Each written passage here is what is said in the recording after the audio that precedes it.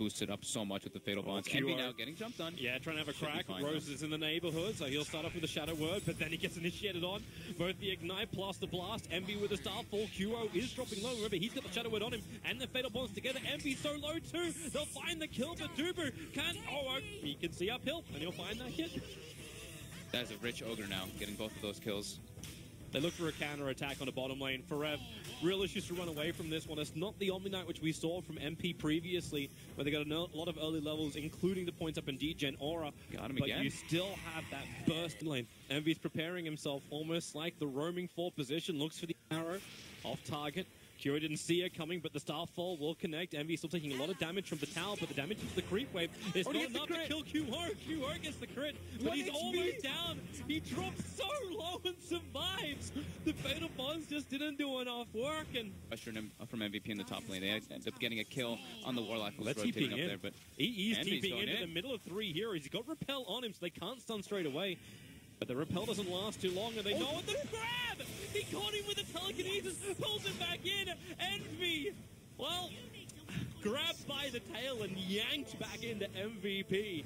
Yeah, but I mean, sometimes you're not really looking at that, right? You're checking the list, and you're just like, okay, jump. EternaLEnVy comes in through the rear. He sees QO. The tower is pretty low. Now the rock drops. The Fatal Bonds connect QO and DuBu together as that Mirana drops the Starfall. The PA evaporates. Even the Nova doing some good work, and the Guardian Angel allowing MSS to walk right in front of all of MVP. Forev dropping too quickly. Now even Velo, he's going to get carted out. EternaLEnVy rotates over. He has to infest. He's inside the melee creep. 3 heroes down for MVP, and Lifesteal is trying to hitch a ride back to the safety of his tier 2 tower. Said it a bunch of times. You can't really fight into this, you know, into all these ultimates, even with the Guardian Angel on top too. Like, oh, this is nice. Febby saw purification, so he can help out Velo to get him back. Oh, he just purified himself. He did actually purify the Lifestealer, so Velo has to go into the rage. Now they look for another jump in. There's Omni-Knight going in very deep. QO back to the front lines. They want an opening. The Stifling Dagger slowing down MSS. Febby doesn't really have a lot to work with, so QO, they use the purification and the crit into MSS. He'll drop down. The golem still there, and they're finally bonded up again. MVP is going to be a double kill for MSS on the Venomancer. So much burst damage. Tower for himself. Good pickup. Now, are they going to keep going? Oh, did he clip him with that? He did, he but did. Yeah, instant TP. Should be okay in the fountain. But he's going to drop pretty low. That dot is pretty fast when you got a Veil on you. Uh-oh. And they're trying to keep him up, but Febby will survive the mid-tier 3 tower. In the meantime, however, getting ripped apart. He still dies. The max scale. Boy. That's a little too much match for damage. Rubik will buy back into the game. He'd smoke up from MVP back at the tier 4 towers, so maybe they can inch a little bit closer towards MP without them realizing it. EternaLEnVy now gets pushed off. That's the diffuser blade on Velo going to work. The rock will drop. Fatal Bonds connecting him up.